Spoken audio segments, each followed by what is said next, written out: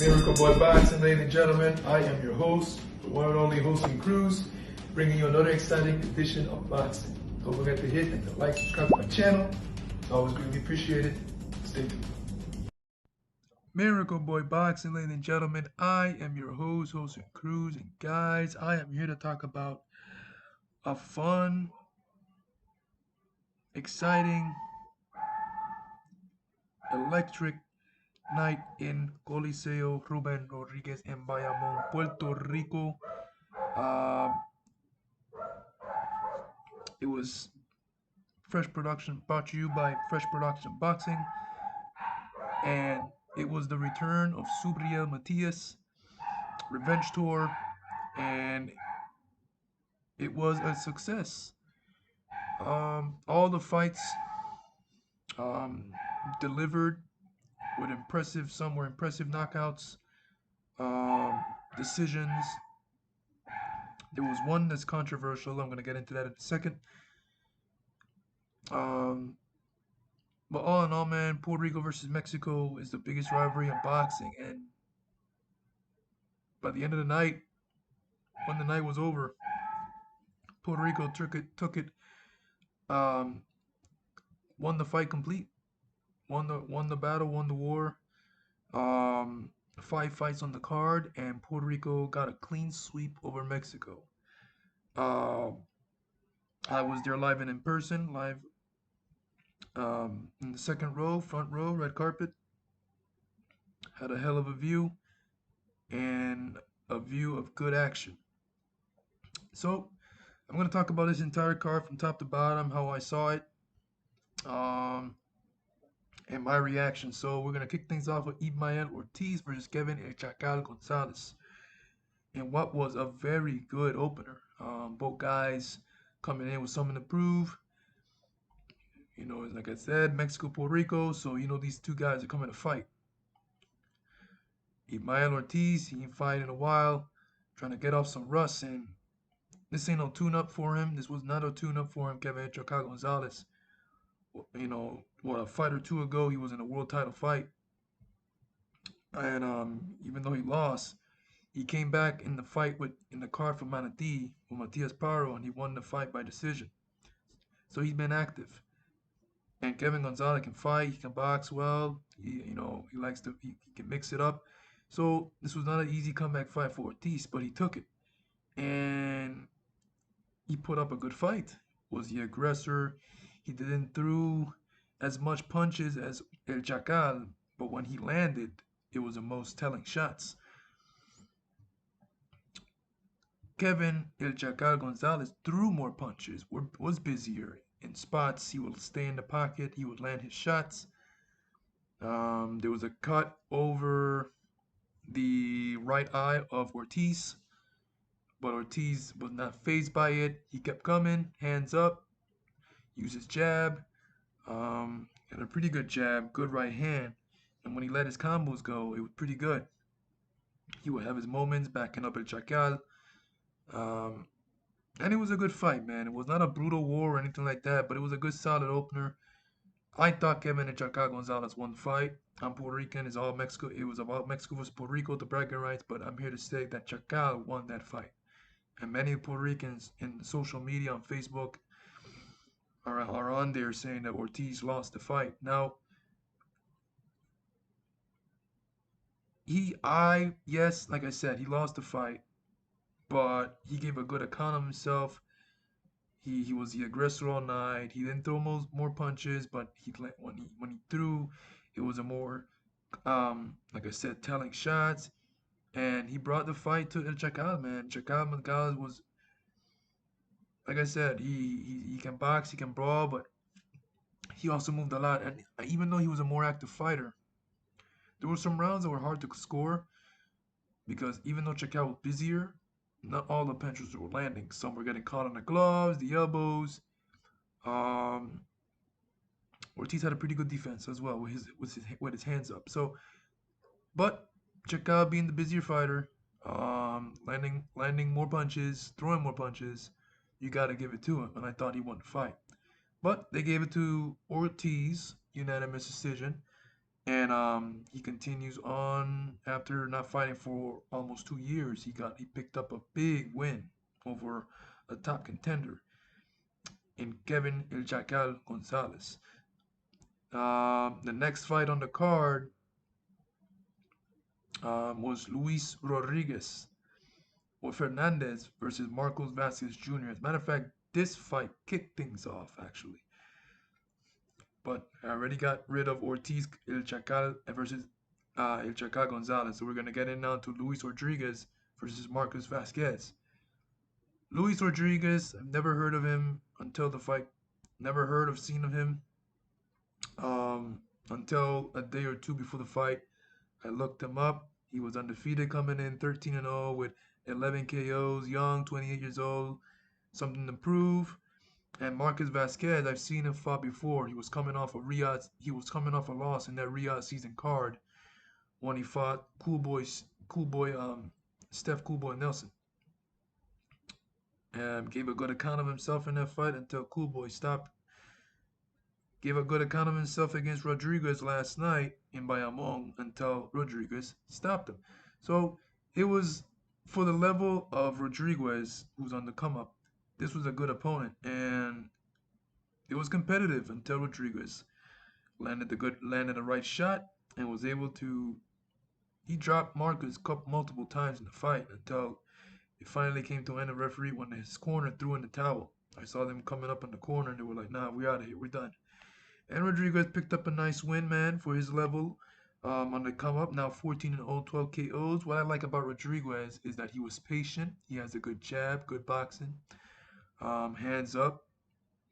And like I said, patient. He was patient. He was not rushing anything, anxious. He was relaxed, kept using his jab. He was boxing well. Looked like a true veteran in there. And he got the job done by stoppage. TKO in the fifth round. The third fight on the card was a shocker, in my opinion. In Alfredo Santiago stopping Pedro Campa in the first round. This fight was a shocker. Shocker of the night, KO of the night, performance of the night, all in one. Hello Santiago, um, Fala Puerto Rico, of Dominican descent as well. TKO'd a fighter who's known to have a pretty durable chin. Solid chin, who's been in there with Teofimo Lopez, Brandon Lee. He's been in there with top fighters. And he was competitive with both Teo and Brandon. Some say Brandon may have won the fight. It was a draw. Brandon, um, some say that Campa won the fight, a draw, worst case scenario. But people say that Campa got robbed in that fight against Brandon Lee in what was a true give and take fight. Then Teofimo stopped him in 7. So here comes Alfredo Santiago now stopping Pedro Campa in 1 round, something that Brandon neither Teo did. And Alfredo Santiago was coming off a very impressive win over Angel Fierro in Manatee on the last Subriel Matias card. He went decision with him in what was a highly competitive fight. I thought Santiago would have had to bite down on his mouthpiece in this fight again, but he did not allow Pedro to recover. He landed the right shot, followed it up, and dropped Pedro 3 times before the fight referee waved it off. Yeah, um, and that was the result of that fight. That surprised me because I was expecting a tough fight from Santiago, because Pedro Campa is that guy. He's strong. He has power in both hands. He has a solid chin, and he brought it to Brandon Lee and Teofimo before those guys beat him. Now, this fight put Santiago in a very high position in the organization, the rankings in the WBO. He called out Teofimo. I think he's worthy. He's earned the shot to call out anyone he wants in the top 5 in his weight class and top 10, whatever in his weight class. Whoever's ranked in the WBO, highly ranked, top 10. Teofimo is the champion. Um, but based on word and sources that he's having a legal dispute with Top Rank. So that's why he hasn't been fighting for a while. I was wondering why he ain't fight in a minute. And very good friend of mine told me that he's been having a legal dispute about with his contract and stuff like that. So that's why he's been sidelined for a minute. But Alfredo Santiago, he's earned the right to have a big fight, a title fight. He's a very good fighter, good boxer, nice power, very skilled, and now he's coming off two back-to-back excellent performance between against two very good Mexican fighters. That was a very impressive win by Santiago, knocking out Pedro Campa in one round. Then you got the co-main event in what was obviously the fight of the night. Um, Very good action from round 1 to round 10. Bayamong's own Javier Cintrones, two-time Olympian, um, has fought Ioka um, for a world title and was a pretty competitive fight in Japan, even though he lost. Like I said, two-time Olympian. This is his second fight back. This is his second fight since his comeback to the sport in 5 years. Um, he's been out 5 years, and this is his second return fight. And this was a tough one, man. In Rashid Martin Valares out of Tijuana, Mexico. This guy, Monterrey, Nuevo León, 27 years old. This guy, now all the Mexicans were getting beat. And something told me that this guy may have a chance to finally give Mexico a win tonight in the card. I saw some clips of him and never heard of him or seen of him until a couple of days ago. I said, let me see what Javier Cintron is dealing with. And I saw a very strong, young, aggressive fighter who, if he has you on the ropes, he's gonna work the hell out of you with body shots. Very strong, lot of punches, um, and we saw it in the fight. And even more so when me being there in person, I was very impressed by his physique, his appearance, and even though he was in Puerto Rico, he did not came to party, man. He came to war. It doesn't matter if he was fighting Colombia, Costa Rica, Nicaragua, Dominican Republic, China. He meant business in that ring against Cintron. He was on a mission, young, hungry, in shape, physically strong, solid dude, and he showed it, man. He did not came to lie down for a check. He was on a mission, young man with goals who wants to be world champion, and he showed it and he brought it to Cintron in what was a tremendous fight. The pressure was there, a lot of punches, a lot of body work from Rashid. Now Cintron with the excellent boxing skills that he possessed, two-time Olympian, you know, good jab, good counter left uppercuts, good counter left hand, right hook counters, combos, and just, you know, tremendous boxing by Cintron, being able to keep a young, strong line and Rashid off of him. Cintron dropped Rashid in the first round, and I was like, I thought he had him. But I said to myself at the same time, if Rashid recovers and makes it out of the first round, and he's there in the second, third, and fourth, I said this is going to be a tough night for Cintron because this guy is young, he's strong, he's here to win. Before the bell even rung, he was already halfway across the ring, pounding his gloves while Lupe Contreras was introducing Cintron. And I'm like, damn, this guy came to fight. He's not playing. He has not taken his eyes off of Cintron. Cintron is dealing with his introduction, and this guy is just staring him down. And I'm like, damn, this guy means business. And he did mean business when that bell rang. And I was impressed, man. I was impressed by everything we received. He put up a hell of a performance in defeat. And I'm like, damn, this man can fight. I hope he becomes world champion one day. But Cintron, last night belonged to Cintron. He boxed well. He got 2 knockdowns because he scored another one in the last round, and he had to fight his ass off because Rashid fought his ass off as well, which made Cintron fought his ass off, and it was such a tremendous fight. It's what Puerto Rico versus Mexico is all about. Fight of the night, obviously. Um, so yeah, Cintron fought a guy who was no slouch, no chata, como lo dicen. He came to fight, he came to win, but Cintron had other plans in Bayamon, in his hometown, in his yard, and yeah, it was just a tremendous fight. Congratulations to Javier Cintron. You fought a young, strong threat, and you got the win, man. You got the win on to bigger and better things, man. Now Cintron, he's 2-0 since his comeback. Um, After a 5-year hiatus. Now the main event is what we all came to see, what I came to see, after that sour taste from Liam Paro. Liam Paro taking Matias's belt in Manatee.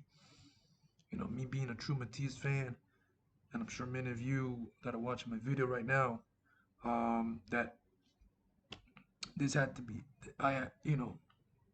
this had to be seen. And I came, I'm a true fan, man. I took a plane, came back to Puerto Rico, and I had to see my warrior in action and get that sour taste out of my mouth, and finally did, man. He got the win for us. Second round stoppage. Matias did what was expected. Got the victory over Ramirez. Some were saying in 5 rounds or less, and he got it out of there in 2 rounds. Ramirez came out swinging. Surprisingly, he's not a guy like that just comes out to swing. He's a very good boxer. Uses his height, uses his range. Less he likes to mix it up in spots, but he came out swinging once that bell rang, man. But Matias weathered that little storm there and got himself together and just started ripping his combos and uppercuts and left hooks, double left hooks, triple left hooks, and he was just not giving Ramirez any space, no breaks. Being Subriel Matias, a lot of punches, a lot of aggression. Is that all you got? You hit me, I hit you back harder. Tap, tap, tap, boom. And to the point that Ramirez took 2 knees.